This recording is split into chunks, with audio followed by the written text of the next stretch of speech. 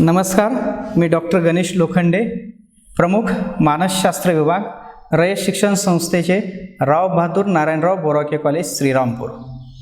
विद्यार्थी मित्रांनो, आज आपण औद्योगिक आणि संघटनात्मक मानसशास्त्र या मानसशास्त्राच्या उपयोगी शाखेसंदर्भात विचार करणार आहोत.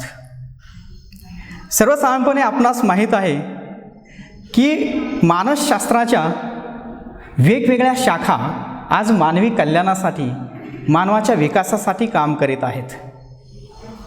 त्यापैकीच औद्योगिक आणि संघटनात्मक मानसशास्त्र नावाची शाखा ही एक उपयोजनात्मक शाखा आहे की जी औद्योगिक आणि संघटनात्मक क्षेत्रामध्ये अत्यंत प्रभावीपणे काम करते.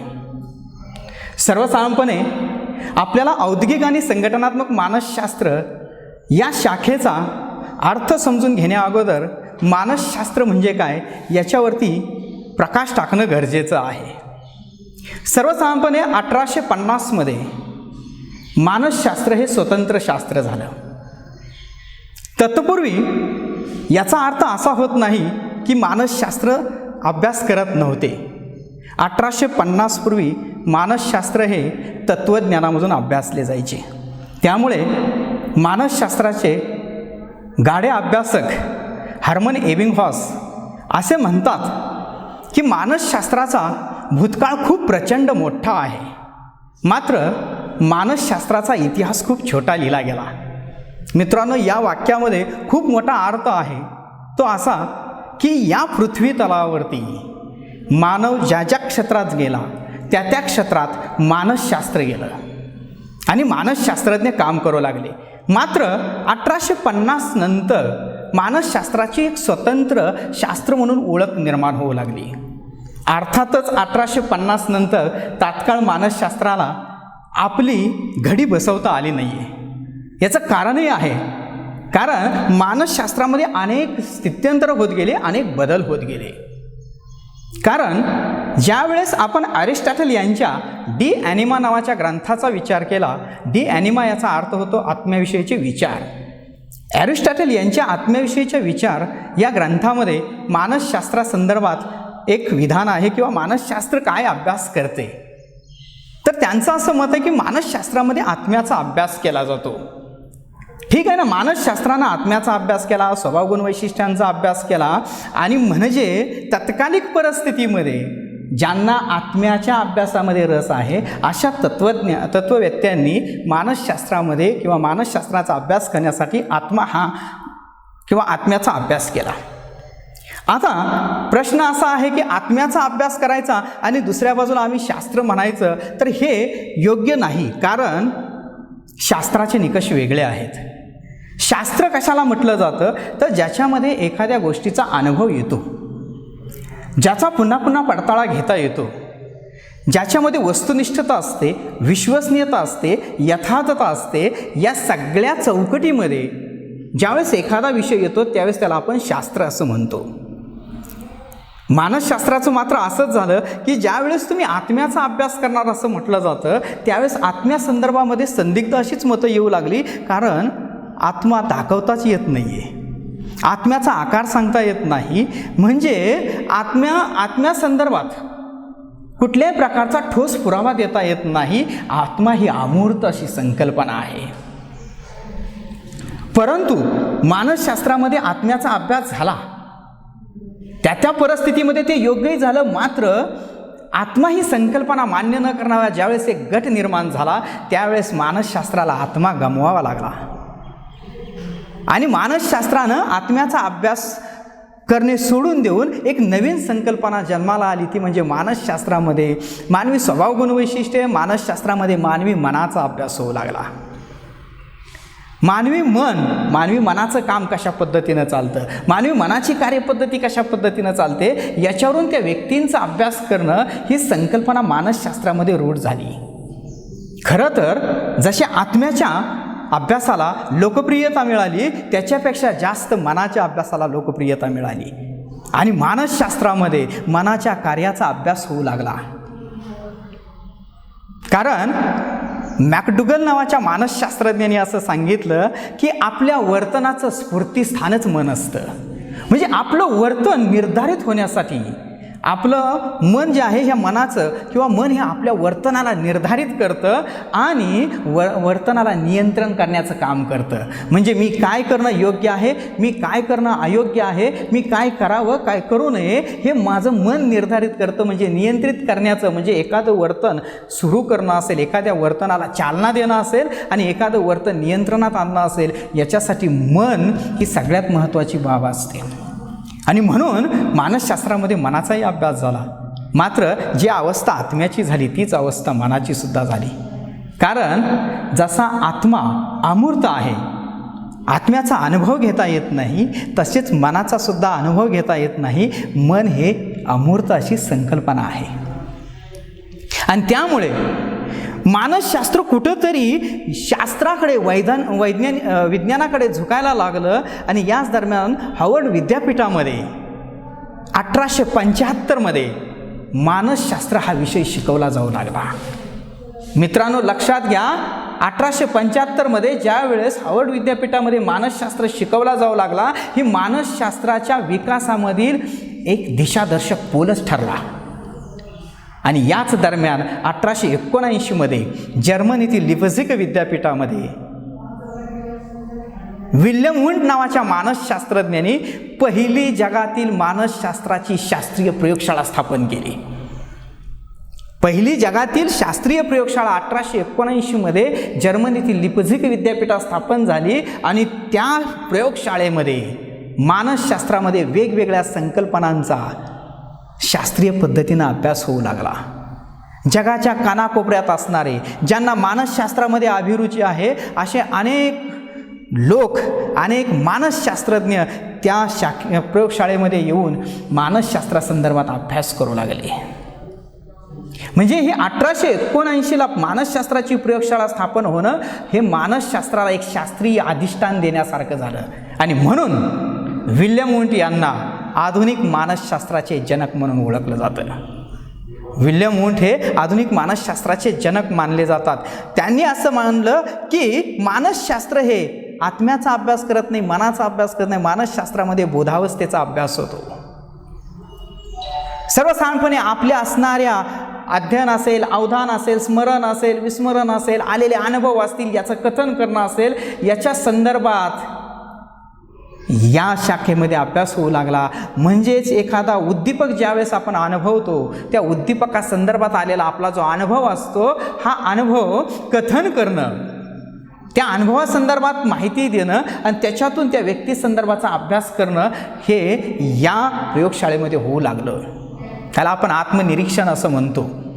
यालाही मर्यादा आहेत, कारण या बोधावस्थेच्या अभ्यासालाही विरोध झालाच. कारण एखाद्या उद्दीपकाचा ज्यावेळेस आपण अनुभव घेतो, त्यावेळेस त्याच उद्दीपकाचा ज्यावेळेस दुसरी व्यक्ती अनुभव घेते, त्यावेळेस याच्यामध्ये नक्कीच कथनामध्ये फरक असल्याशिवाय राहणार नाही आहे. उदाहरणार्थ, साप बघितल्यानंतर एखादी व्यक्ती भीतीनं घाबरून जाईल, ओरडेल भीतीने, परंतु एखादी व्यक्ती साप पाहिल्यानंतर आश्चर्य व्यक्त करेल. साप हा एक उद्दीपक आहे, मात्र दोन व्यक्तींच्या प्रतिक्रिया मात्र भिन्न आहेत. आणि त्यामुळे ज्यावेळेस बोधावस्थेचा अभ्यास होऊ लागला, तरी एक मानसशास्त्राला शास्त्रीय रूप येऊ लागलं. मात्र बोधावस्था आणि अबोधावस्था या दोन संकल्पनांचा जर विचार केला, तर बोधावस्था आणि अबोधावस्था या दोन संकल्पनांमध्ये फरक आहे. आणि आपल्या वर्तनामध्ये या दोन्हींचा कार्यभाग खूप महत्त्वाचा आहे. बोधावस्थेतील घटनाप्रसंगाला अनुसरून आपण केलेलं वर्तन आणि अबोधावस्थेतील घटनाप्रसंगाला केलेलं वर्तन, हे वर्तन म्हणजे या दोन्ही संकल्पना भिन्न आहेत. या दोन्हीतून होणारं वर्तनसुद्धा भिन्न आहे. म्हणून डॉक्टर सिगमंड फ्रायड सांगतात की बोधावस्था आणि अबोधावस्था या दोन्हींचा अभ्यास होणं गरजेचं आहे मानसशास्त्रामध्ये.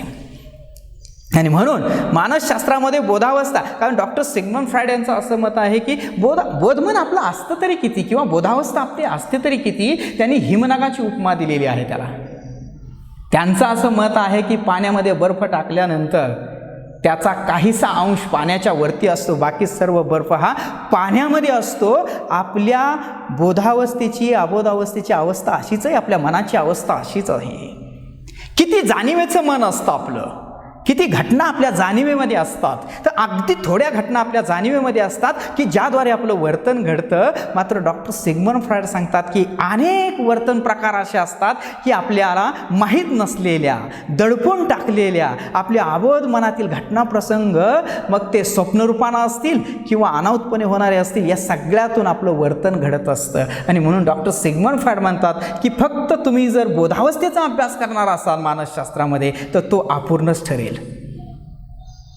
मग तुम्हाला पूर्ण अभ्यास करायचा आहे, सांगोपांग एखाद्या व्यक्तीचा अभ्यास करायचा असेल तर बोधावस्थेबरोबरच अबोधावस्थेला सुद्धा अनन्यसाधारण असं महत्त्व आहे. कारण आपल्या वर्तनाच्या मुळाशी आपल्या अबोध प्रेरणा असतात, आपलं अबोध मन असतं की ज्यातील घटना प्रसंग आपण दमित करून ठेवलेले असतात आणि ते वेगवेगळ्या मार्गाने बाहेर येण्याचा प्रयत्न करत असतात आणि त्याच्यातून आपलं वर्तन घडतं. म्हणून ह्या अबोध मनाला सुद्धा तितकंच महत्त्व आहे. आणि म्हणून मानसशास्त्रामध्ये पुन्हा बोधावस्था आणि अबोधावस्थेचा अभ्यास होऊ लागला. लक्षात घ्या, इथेही मानसशास्त्र थांबलं नाही, कारण बोधावस्था आणि अबोधावस्था ह्या तरी संकल्पना कुठं आपल्याला दिसतात, त्याचा कुठं अनुभव घेता येतो. आणि म्हणून जशी आत्म्याची अवस्था आहे, जशी मनाची अवस्था आहे, तशीच बोधावस्था आणि तशीच अबोधावस्था झाली की ज्याचा आपल्याला अनुभव घेता येत नाही, ज्याचा पुन्हा पुन्हा पडताळा करता येत नाही. आणि म्हणून अमेरिकेमध्ये जे.बी. वॅटसन यांच्या रूपाने वर्तनवाद जन्माला आला. जे.बी. वॅटसन नावाच्या मानसशास्त्रज्ञांनी असं सांगितलं की मानसशास्त्रामध्ये अभ्यास झाला पाहिजे ना, जे दृश्य आहे त्याचा झाला पाहिजे. मानसशास्त्रामध्ये अभ्यास झाला पाहिजे जे मापनीय आहे त्याचा झाला पाहिजे. मानसशास्त्रामध्ये अभ्यास झाला पाहिजे वस्तुनिष्ठ आहे आणि ज्याचे निष्कर्ष काढता येतील याचा झाला पाहिजे. आणि म्हणून त्यांनी वर्तन नावाची संकल्पना मांडली आणि त्यांनी सांगितलं की मानसशास्त्रामध्ये वर्तनाचा अभ्यास होतो. म्हणून पहिल्यांदा वर्तनासंदर्भात म्हणजे मानसशास्त्रामध्ये वर्तनाचा अभ्यास झाला पाहिजे याच्या संदर्भात प्रतिपादन केलं ते जे.बी. वॅटसन नावाच्या अमेरिकन मानसशास्त्रज्ञांनी.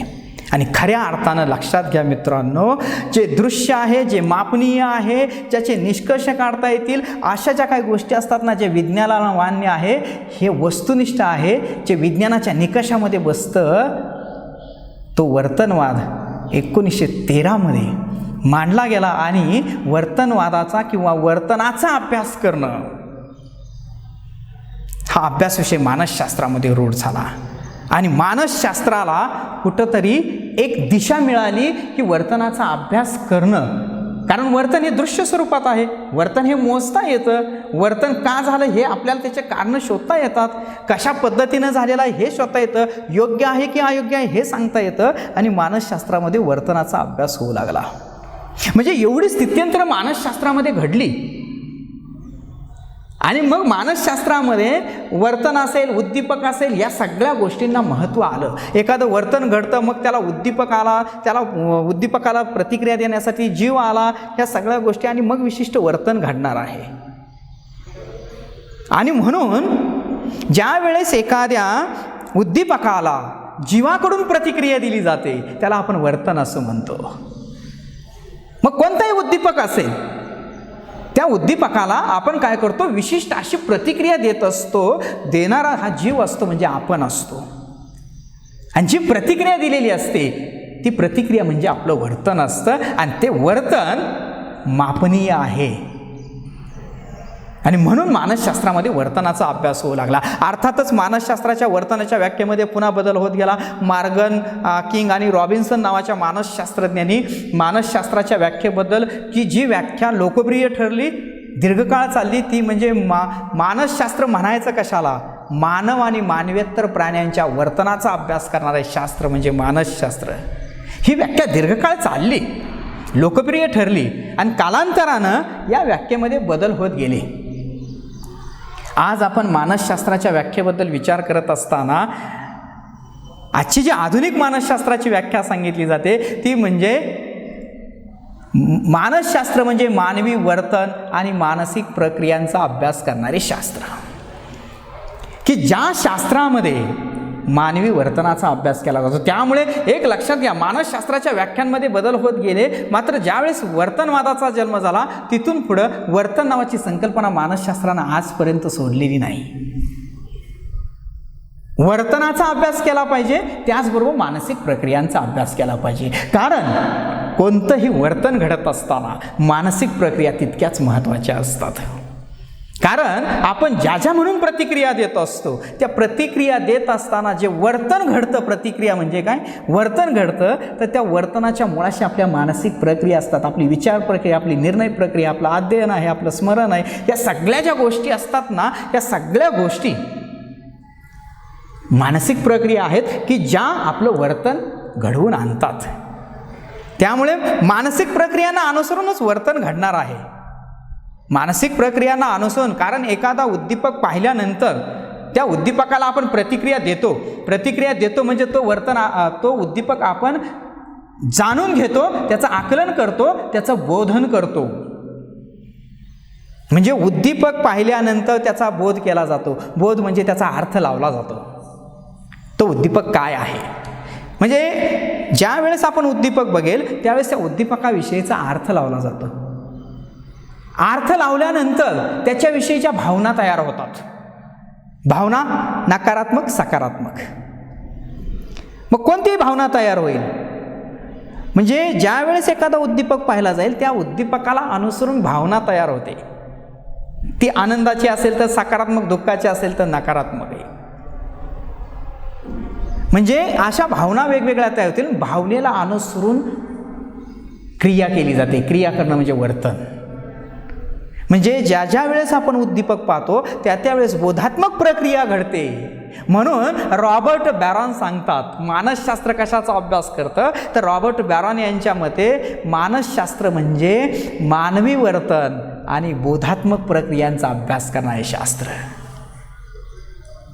कारण आपल्या बोधात्मक प्रक्रियांना अनुसरून आपल्या वर्तन घडत असतं किंवा आपल्या वर्तनाचा वर्तनामध्ये या बोधात्मक प्रक्रियांचा कार्यभाग खूप महत्त्वाचा असतो. फेल्डमन यांचं असं मत आहे की वर्तन आणि मानसिक प्रक्रिया यांचा अभ्यास करणारे शास्त्र म्हणजे मानसशास्त्र होय.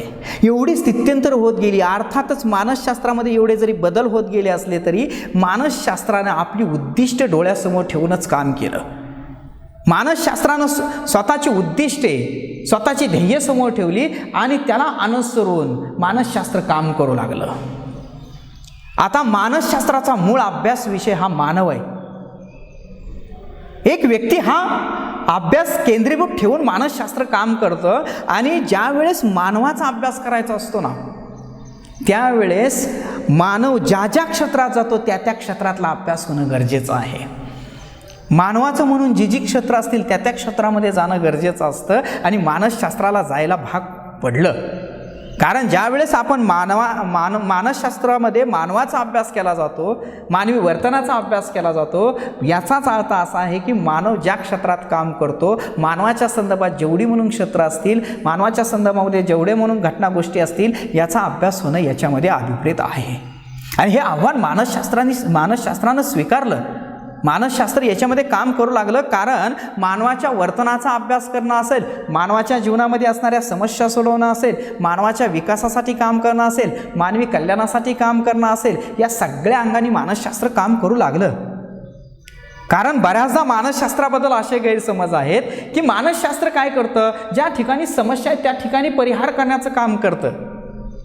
असं नाही आहे. मानसशास्त्र समस्या आहे त्या ठिकाणी तर नक्कीच काम करेल, परंतु समस्या निर्माण होऊच नये याच्यासाठी सुद्धा मानसशास्त्र काम करतं. नवे प्रत्येक क्षेत्रामध्ये आज मानसशास्त्र जाऊन पोहोचलेलं आहे आणि त्या क्षेत्रामध्ये मानसशास्त्र विकासाच्या संधी निर्माण करून देतं मानवासाठी, मानवाच्या कल्याणासाठी काम करतं. आणि म्हणूनच मानसशास्त्रामध्ये वेगवेगळ्या शाखा निर्माण होऊ लागल्या.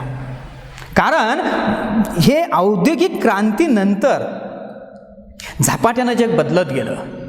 वेगवेगळी यंत्रसामुग्री आली.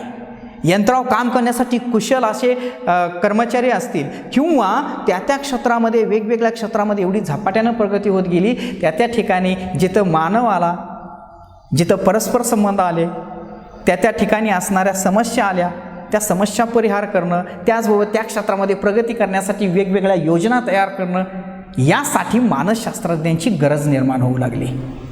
मानसशास्त्र हे काम पाहू लागलं, मात्र मानसशास्त्राला सुद्धा स्वतःच्या मर्यादा लक्षात येऊ लागल्या आणि ह्या मानसशास्त्रामध्ये काम करणाऱ्या अनेक तज्ज्ञ मानसशास्त्रज्ञांना असं वाटू लागलं की आपल्या अभिरुचीनुसार आपल्याला ह्याच्यामध्ये काम करता येईल आणि हे नक्की आहे. ज्यावेळेस आपल्याला आपल्या अभिरुचीनुसार काम करण्याची संधी मिळते त्यावेळेस आपण त्याच्यामध्ये उत्तम प्रकारे काम करू शकतो. त्यामुळे ज्यावेळेस मानसशास्त्राला शास्त्रीय स्वरूप प्राप्त झालं त्यावेळेस वेगवेगळ्या विचाराचे लोक मानसशास्त्रामध्ये येऊ लागले आणि ह्या विचारातूनच मानसशास्त्रामध्ये समाजाच्या मानवाच्या गरजानुसार मानसशास्त्राच्या वेगवेगळ्या शाखा निर्माण होऊ लागल्या.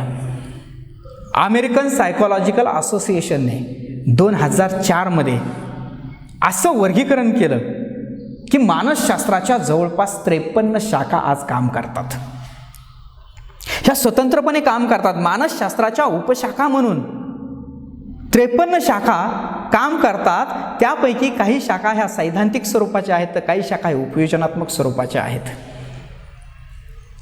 हे साहजिक आहे, कारण सैद्धांतिक शाखा ज्या असतात कोणत्याही शास्त्राच्या, त्या सैद्धांतिक शाखा काम काय करतात तर वेगवेगळे अभ्यास करणं असतील, वेगवेगळ्या समस्या असतील, त्या समस्यांवरती अभ्यास करणं, संशोधन करणं, त्याच्यातून वेगवेगळे सिद्धांत, नियम, तत्त्वे यांची निर्मिती केली जाते. हे वेगवेगळे सिद्धांत, नियम आणि तत्त्वे यांची निर्मिती केली जाते. ह्या सैद्धांतिक शाखा असतात. उदाहरणार्थ मानसशास्त्रामध्ये असणारी सामाजिक मानसशास्त्राची शाखा असेल, वैकासिक मानसशास्त्राची शाखा असेल, ह्या सैद्धांतिक शाखा आहेत की ज्याच्यामध्ये मानवाच्या संदर्भात असणाऱ्या वेगवेगळ्या घटकांच्या संदर्भात अभ्यास केला जातो, सिद्धांत मांडले जातात, नियम तयार केले जातात, तत्त्वे मांडली जातात आणि ह्या नियम आणि तत्त्वांचा आधार घेऊन प्रत्यक्ष मानवी जीवनातील समस्या परिहार करणं, त्याचबरोबर मानवाच्या विकासासाठी काम करण्यासाठी ज्या शाखा मानसशास्त्राच्या निर्माण झाल्या त्या शाखा म्हणजे उपयोजनात्मक शाखा आहेत. एकंदरीत अशा अमेरिकन सायकोलॉजिकल असोसिएशनच्या वर्गीकरणानुसार 53 शाखा मानसशास्त्राच्या आज जगभरामध्ये काम करतात. काय झालं, याच्यामुळे मानसशास्त्रामध्ये काम करणाऱ्या मानसशास्त्रज्ञांना संधी मिळायला लागली की आपल्याला ज्या क्षेत्रामध्ये रुची आहे त्या क्षेत्रामध्ये जाता येतं आणि त्या ठिकाणी आपल्याला काम करण्याची संधी उत्तम प्रकारे मिळते. आता आपण ह्या मानसशास्त्राच्या ज्या वेगवेगळ्या शाखा आहेत त्याच्यापैकीच औद्योगिक आणि संघटनात्मक मानसशास्त्र नावाची एक उपशाखा आहे. औद्योगिक आणि संघटनात्मक मानसशास्त्र ही मानसशास्त्राची उपयोजनात्मक शाखा आहे. आता मुळात असा ह्या शाखेची तरी गरज का निर्माण झाली? जर आपण आपल्या अनादिकालाचा इतिहास जर बघितला तर आपल्याला उद्योग व्यवसायांचं स्वरूप लक्षात येतं. अनादिकालामध्ये किंवा अगदी प्राचीन काळापासून जर शेती असेल किंवा वेगवेगळे उद्योगधंदे असतील किंवा या सगळ्यांचं जर स्वरूप बघितलं तर छोटं स्वरूप होतं. उद्योग व्यवसाय फारसे काही मोठे नव्हते. जे काय असायचे, जे काय उद्योग व्यवसाय चालायचे ते गाव पातळीवरती चालायचे. गावामध्ये असणाऱ्या लोकांच्या गरजा असतील, गावामध्ये लोकांची असणारी मागणी असेल काही, तर ती गावातल्या गावात मागणीची पूर्तता व्हायची आणि त्याच्यासाठी असणारे उद्योग व्यवसाय असतील किंवा छोटे छोटे उद्योग असतील हे त्या ठिकाणी काम करायचे. त्याच्यासाठी लागणारा कर्मचारी वर्ग त्याच ठिकाणचा असायचा. म्हणजे त्या गावामध्ये असणारा कुशल कर्मचारी हा तिथं काम करायचा आणि बऱ्यापैकी हे जे कर्मचारी असायचे हे आपल्या स्वतःच्या कौशल्यावर वस्तूंची निर्मिती करायचे. हस्तकौशल्यावरती ही निर्मिती होत होती. यंत्राचा वापर केला जात नव्हता. परंतु याचं स्वरूप ज्यावेळेस बदलू लागलं, मानवाची जागा ज्यावेळेस यंत्रानं घेतली त्यावेळेस उद्योगधंद्यांचं स्वरूप वाढत गेलं, व्याप्ती वाढत गेली. आणि ज्यावेळेस या उद्योगधंद्यांचं स्वरूप वाढलं, ज्यावेळेस उद्योगधंद्यांची व्याप्ती वाढली त्यावेळेस मानवाची जागा यंत्रानं घेतली. मानवाची जागा यंत्रानं घेतल्यामुळे त्या यंत्रावरती काम करण्यासाठी कुशल असा कर्मचारी, प्रशिक्षित असा कर्मचारी नियुक्त केला जाऊ लागला. म्हणजे पूर्वी असायचं काय, एखाद्या छोट्या उद्योगामध्ये असणारा कर्मचारी त्याच्यानंतर त्याचाच कोणतरी वंश परंपरेनं त्या ठिकाणी काम करत राहायचा. मात्र ज्यावेळेस यंत्रसामुग्री आली ना, ज्यावेळेस तंत्रज्ञान विकसित झालं त्यावेळेस मानवाची जागा यंत्राने घेतली आणि त्या यंत्रावरती काम करत असताना मात्र मग पुन्हा कुशल कर्मचाऱ्याची, ज्ञान आणि कौशल्याधिष्ठित कर्मचाऱ्यांची गरज भासू लागली. आणि मग मी तुम्हाला सांगितलं की ज्यावेळेस मानव एकत्र, कारण काय झालं की ह्या उद्योगधंद्यांचं स्वरूप इतकं विस्तृत होत गेलं, वेगवेगळ्या क्षेत्रात वेगवेगळ्या ह्याच्यातले कर्मचारी त्याच्यामध्ये येऊ लागले. आणि ज्यावेळेस कर्मचारी येऊ लागले त्यावेळेस त्यांच्यामध्ये वेगवेगळ्या प्रकारच्या आंतरक्रिया झाल्या, आंतरक्रिया होऊ लागल्या. त्याचं कारण असं आहे की हे औद्योगिक आणि संघटनात्मक मानसशास्त्राचं हे जे शाखा आहे, ही शाखा उद्योगधंदे आणि व्यापारविषयक क्षेत्रात काम करते. म्हणून मिनिस्टर बर्ग नावाच्या मानसशास्त्रज्ञांनी 1915 बिझनेस सायकॉलॉजी, व्यावसायिक मानसशास्त्र या त्यांच्या ग्रंथाच्या प्रस्तावनेत म्हटलेलं आहे. काय म्हटलेलं आहे त्यांनी? आधुनिक व्यावसायिकांनी जर त्या व्यवसायात यशस्वी व्हायचं असेल, व्यवसायात जर अत्युच्च स्थानावरती जायचं असेल तर मानसशास्त्राचा अभ्यास करणं गरजेचं आहे, मानसशास्त्र समजून घेणं गरजेचं आहे. त्यामुळे 1910च्या आसपास या औद्योगिक आणि संघटनात्मक मानसशास्त्रासंदर्भात मिनिस्टर बर्ग यांनी त्यांच्या पुस्तकामध्ये उल्लेख केला. आणि 1915 त्यांचा जो ग्रंथ आहे बिझनेस सायकॉलॉजी नावाचा, तर त्याच्यामध्ये त्यांनी सांगितलं की तुम्हाला व्यवसाय उद्योगामध्ये यशस्वी व्हायचं आहे ना, मानसशास्त्राचा अभ्यास करा, मानसशास्त्र समजून घ्या.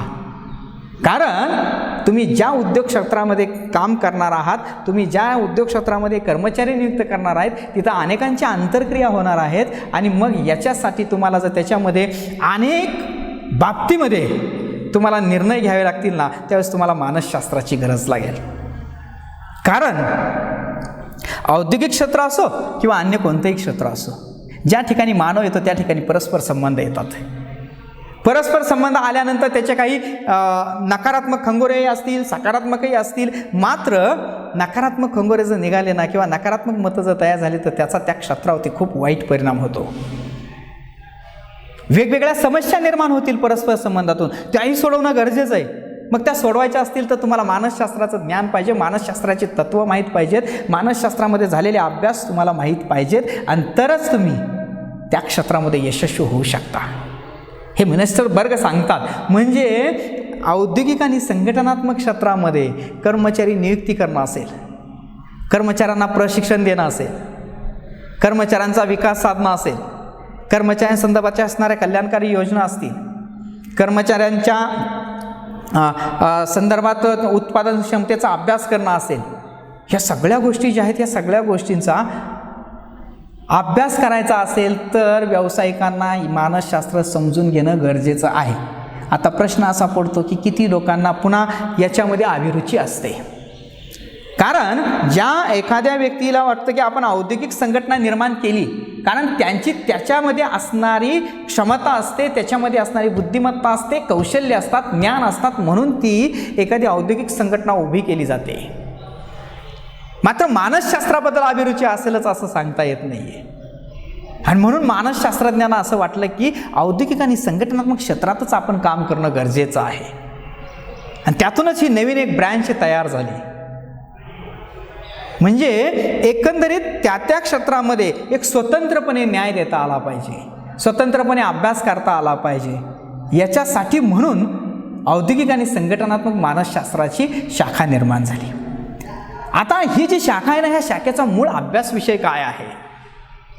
ब्लूम आणि नेलर नावाच्या मानसशास्त्रज्ञांनी 1968 औद्योगिक आणि संघटनात्मक मानसशास्त्रासंदर्भात विधान केलेलं आहे. त्यांचं असं मत आहे, उद्योग आणि व्यापार विषयक क्षेत्रामध्ये मानवी परस्पर संबंधामधून निर्माण होणाऱ्या समस्या सोडवणे.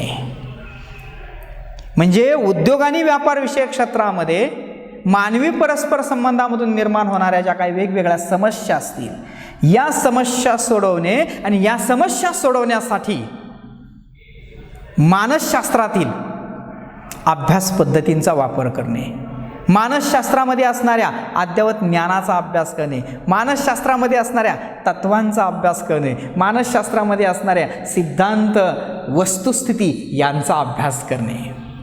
म्हणजे मुळात काय आहे की औद्योगिक आणि संघटनात्मक मानसशास्त्राची शाखा काम काय करते, तर व्यापार आणि उद्योग विषयक क्षेत्रामध्ये मानवी परस्पर संबंधातून ज्या समस्या निर्माण होतात त्या सोडवण्यासाठी या सगळ्या ज्ञानाचं उपयोजन केलं जातं. कोणत्या ज्ञानाचं उपयोजन केलं जातं? मानसशास्त्रामध्ये असणारे अभ्यास पद्धती असतील, मानसशास्त्रामध्ये असणारी तत्वे असतील, मानसशास्त्रामध्ये असणारे ज्ञान असेल, मानसशास्त्राची असणारी वस्तुस्थिती असेल, या सगळ्यांचं उपयोजन करून, या सगळ्यांचा उपयोग करून व्यापार आणि उद्योग विषयक क्षेत्रामध्ये मानवी परस्पर संबंधातून ज्या समस्या निर्माण होतात त्या सोडवलं. कारण लक्षात घ्या, ज्यावेळेस एखाद्या क्षेत्रामध्ये किंवा कोणत्याही क्षेत्रामध्ये मानव काम करतो, त्या काम करण्याचा एकच हेतू असतो की उत्तम झालं पाहिजे. परंतु अनेक अडीअडचणी येतात. आता अडीअडचणी म्हणजे काय, फक्त समस्या निर्माण झाली असं होत नाहीये. तर मुळात काय असतं की ज्यावेळेस कर्मचारी काम करतो त्यावेळेस तो कामाच्या संदर्भात किती समाधानी हेही बघितलं पाहिजे ना. म्हणजे मुळात तो समाधानी असेल तर काम उत्तम करणार आहे, कर्मचारी समाधानी नसेल तर तो काम कसं काय उत्तम करेल. मग याचाही अभ्यास होणं गरजेचं आहे ना. कारण आपण कोणत्याही काम करणाऱ्या कर्मचाऱ्यांना जरी प्रश्न विचारला किंवा आपल्या घरीसुद्धा आईवडिलांना जो प्रश्न विचारला की तुम्ही जे काम करता, तुमचे जे दैनंदिन कामकाज आहे, या दैनंदिन कामकाजा संदर्भामध्ये तुम्ही समाधानी आहात का? 100%. याच्यामध्ये क्वचितच उत्तरं येतील, नाही तर बाकीची उत्तरं अशी येतील मित्रांनो की मी माझ्या कामामध्ये काही घटकांमुळे खूप समाधानी आहे आणि मी माझ्या कामामध्ये काही घटकांमुळे असमाधानी आहे. म्हणजे हे जे घटक असतात ना, हे घटक कार्य असमाधान करतात, कार्य समाधान निर्माण करतात. आणि कार्य समाधान आणि कार्य असमाधान हे कार्य उत्पादनावरती, कार्यक्षमतेवरती प्रभाव टाकतं. मग ही समस्याच निर्माण होते. कार्यप्रेरणा कमी होणं असेल. बरं, प्रशिक्षणाच्या अभावी एखाद्या कर्मचाऱ्याला काम कसं करायचं हेच माहीत नाही आहे. मग प्रशिक्षण तर द्यायला पाहिजे ना. त्यांना प्रशिक्षण दिल्याशिवाय कर्मचाऱ्यांना त्यांच्यामध्ये ज्ञान आणि कौशल्य रुजणार नाहीत. आणि कर्मचाऱ्यांमध्ये ज्ञान कौशल्य रुजवण्याचं काम, प्रशिक्षण कार्यक्रम तयार करणं, प्रशिक्षण कार्यक्रमांची अंमलबजावणी करणं, इथपर्यंत कामं हे मानसशास्त्रज्ञ करतात. आणि त्यामुळे आपल्याला एखाद्या औद्योगिक संघटनेचं उत्पादन वाढल्यासारखं दिसतं किंवा आपली एखादी औद्योगिक संघटना ज्यावेळेस भरभराटीला येते म्हटलं जातं ना, त्याचं कारणच हे असतं की तुम्ही मानसशास्त्रीय तत्वे वापरली. आणि मानसशास्त्रीय तत्वे वापरल्यामुळे अनेक समस्या कमी होतात. कर्मचाऱ्याच्या कार्यसमाधानाबरोबर कर्मचाऱ्याची कार्यप्रेरणा असेल, नेतृत्वाची प्रक्रिया असेल, मानव यंत्र प्रणाली असेल, ह्या सगळ्या गोष्टी याच्यामध्ये खूप महत्त्वाच्या असतात. कारण मानवाला जे ज्या यंत्रावरती मानव काम करतो, तर मानवाचा आणि यंत्राचा समन्वयसुद्धा असणं गरजेचं आहे. याच्यासाठी औद्योगिक आणि संघटनात्मक मानसशास्त्राची उपशाखा म्हणून मानवी अभियांत्रिकी नावाची शाखा, किंवा त्याला आपण अभियांत्रिकी मानसशास्त्र असं म्हणतो, ही शाखा याच्यामध्ये काम करते आणि मानव आणि यंत्र यांच्यामध्ये समन्वय निर्माण करते. जर तो समन्वयच नसेल तर समस्याच निर्माण होतील. आणि म्हणून व्यापार आणि उद्योगाच्या क्षेत्रामध्ये मानवाच्या परस्पर संबंधातून निर्माण होणाऱ्या ज्या समस्या असतात, या समस्या सोडविण्यासाठी मानसशास्त्रातील अभ्यास पद्धती, तत्वे असतील, मानसशास्त्रीय नियम असतील, यांचा उपयोग करणारी जी शाखा असते त्या शाखेला औद्योगिक आणि संघटनात्मक मानसशास्त्र असं म्हटलं जातं. म्हणजे ही शाखा मानवाच्या संदर्भात काम करते, औद्योगिक क्षेत्रासंदर्भात काम करते. मानसशास्त्रीय ज्ञान आणि तत्वे, मानसशास्त्रीय पद्धती यांचं उपयोजन करणे. सर्वसाधारणपणे ही जी व्याख्या आहे, या व्याख्याला अनुसरूनच इतरही मानसशास्त्रज्ञांनी याच्या संदर्भात व्याख्या मांडल्या की औद्योगिक आणि संघटनात्मक मानसशास्त्र काय करतं, किंवा औद्योगिक आणि संघटनात्मक मानसशास्त्राचा अभ्यास विषय काय आहे. सर्वसाधारणपणे औद्योगिक मानसशास्त्रामध्ये कामाच्या ठिकाणी वावरणाऱ्या ज्या व्यक्ती असतात, म्हणजे कामाच्या ठिकाणी कोण वावरणार आहे, काम सोडून इतर व्यक्ती येणारच नाही आहेत. म्हणजे ज्या व्यक्तीला विशिष्ट एक काम दिलेलं आहे, अशा अनेक व्यक्ती त्या औद्योगिक क्षेत्रामध्ये काम करतात, त्यांना जे काम दिलं आहे ते काम करतात. पण हे जे काम दिलं जातं किंवा कामाच्या ठिकाणी ह्या ज्या वावरणाऱ्या व्यक्ती असतात, ह्या व्यक्तींच्या समस्या ज्या आहेत ना, ह्या समस्या सोडवणं आणि त्या समस्या सोडवण्यासाठी मानसशास्त्राच्या सैद्धांतिक ज्या काही पद्धती असतील, सिद्धांत असतील, नियम असतील, तत्त्वे असतील, यांचं उपयोजन केलं जातं आणि उपयोजन करून समस्या सोडवल्या जातात. आणि ह्या समस्या सोडवण्यासाठी मानसशास्त्रज्ञ औद्योगिक क्षेत्रामध्ये अहोरात्र आज काम करतात. आज जगभरामध्ये मानसशास्त्राच्या ज्या वेगवेगळ्या 53 शाखा काम करतात, त्याच्यामध्ये औद्योगिक आणि संघटनात्मक मानसशास्त्र नावाची शाखाही झपाट्यानं काम करताना किंवा एक उत्तम प्रकारचं काम करताना आपल्याला दिसून येते. कारण याच्यामध्ये महत्त्वाच्या असणाऱ्या एक 4 गोष्टी आहेत. कारण हे जे आपल्याला मानसशास्त्रीय तत्त्व वापरायची, नियम वापरायचे, हे कुणाच्या संदर्भात? तर कामाच्या ठिकाणी काम करणाऱ्या व्यक्तींच्या संबंधात. मग ह्या कोण असू शकतात व्यक्ती? पहिली गोष्ट आहे कर्मचारी संबंध आहेत. दुसरी गोष्ट आहे कर्मचारी मालक संबंध आहेत. तिसरी गोष्ट आहे कर्मचारी आणि पर्यवेक्षक यांचे संबंध आहेत. चौथी गोष्ट आहे कर्मचारी आणि काम. ह्या 4 गोष्टी इथं खूप महत्त्वाच्या असतात. कारण आपण जे काम करतो किंवा कामाच्या संदर्भात ज्या समस्या निर्माण होऊ शकतात, ह्या समस्या निर्माण होण्यामध्ये हे 4 घटक खूप महत्त्वाचे असतात. त्याच्यामध्ये कर्मचारी आणि त्याचं काम. आता महत्त्वाचा निकष असा आहे, काम कधी उत्तम होतं? योग्य कामासाठी योग्य व्यक्तीची निवड होणं गरजेचं असतं. बरं, ज्या व्यक्तीची निवड केली त्या व्यक्तीकडे असणारं ज्ञान, कौशल्य, ह्या सगळ्या गोष्टीसुद्धा तितक्याच महत्त्वाच्या असतात. आणि त्याच्यानंतरची महत्त्वाची बाब अशी असते की ज्याला ज्या कामासाठी नियुक्त केलं आहे त्याला तेच काम देणं गरजेचं आहे. जर आपण ज्याची एखाद्या ह्या कामासाठी नियुक्ती झाली असेल आणि त्याला हे काम जमतं, त्याच्या संदर्भात असणारी कौशल्य त्याच्याकडे आहेत, ज्ञान आहे, परंतु त्याला हे काम न करता हे काम करायला दिलं तर त्याचं कामाबद्दल असणारे अभिवृत्ती नकारात्मक असतील. आणि ज्यावेळेस कामाबद्दल अभिवृत्ती नकारात्मक होतील त्यावेळेस उत्पादनाचा दर्जा घसरणार आहे. उत्पादनाचा दर्जा घसरणार आहे, त्याच्या कार्यक्षमता कमी होणार आहेत. म्हणून योग्य कामासाठी योग्य व्यक्तीची निवड, म्हणजे अभिरुचीचं काम, मला आवडतं, माझी ज्ञान आणि कौशल्य असणारं काम असणं गरजेचं आहे. मग हे तत्त्वे वापरतो आपण मानसशास्त्राची, म्हणजे योग्य व्यक्तीला योग्य काम द्या, त्याच्या आवडीचं काम द्या, त्याच्यामध्ये असणाऱ्या अभिक्षमता असतील, त्याच्यामध्ये असणारी अभिरुची असेल, त्याच्यामध्ये असणारी ज्ञान आणि कौशल्य असेल, याला अनुसरून काम देणं गरजेचं आहे. दुसरी महत्त्वाची बाब अशी आहे की ज्यावेळेस संघटनामध्ये परस्पर संबंध येतात त्यावेळेस कर्मचारी संबंध येतो. म्हणजे काम कसं करावं लागतं? काम वैयक्तिक स्वरूपाचं असेल, काम सामूहिक स्वरूपाचं असेल. आपल्याला काही कामं ही वैयक्तिक स्वरूपाचे करावे लागतात. वैयक्तिक स्वरूपाचं काम करत असताना आपण आपल्या पद्धतीनं काम करेल. आपल्या कामाच्या काही पद्धती निश्चित झालेल्या असतात त्या पद्धतीने. परंतु ज्यावेळेस आपल्याला समूहात काम दिलं जातं त्यावेळेस समूहातील कामाचं श्रेय हे विभागून जातं. समूहामध्ये ज्यावेळेस लोक एकत्र येतात त्यावेळेस परस्पर आंतरक्रिया होतात. कुणाचे हेवे दावे, अभिवृत्ती, पूर्वग्रह, या सगळ्या गोष्टी त्याच्यावरती प्रभाव टाकतात. आणि सगळ्यात महत्त्वाची म्हणजे सामाजिक बतावणी नावाचा एक प्रकार असतो. समूहामध्ये काम दिल्यानंतर लोक सामाजिक बतावणी जास्त करतात. सामाजिक बतावणी म्हणजे समूहाचं काम आहे, सगळ्यांनी करायचं आहे, बरं मी नाही केलं तर बिघडतं कुठं, असाही एक त्याच्यामध्ये सूर निघतो. आणि म्हणून याच्यामध्ये काय होतं की ज्यावेळेस समूहाला काम दिलं जातं त्यावेळेस त्यांच्यामध्ये संघर्ष निर्माण होऊ शकतो. त्यामुळे सामूहिक काम कसं करायचं, सांघिक कामं कशी करायची, आणि म्हणून कर्मचाऱ्यांमध्ये ज्यावेळेस प्रेम, एकमेकांविषयी आपुलकी, जिव्हाळा, सहकार्य, मित्रत्व ह्या भावना असतात ना, त्यावेळेस त्यांचं काम उत्तम प्रकारचं होतं. आणि हे निर्माण करण्याचं काम मानसशास्त्र करतं. तिसरी महत्त्वाची बाब अशी आहे कर्मचारी आणि त्यांचे पर्यवेक्षक.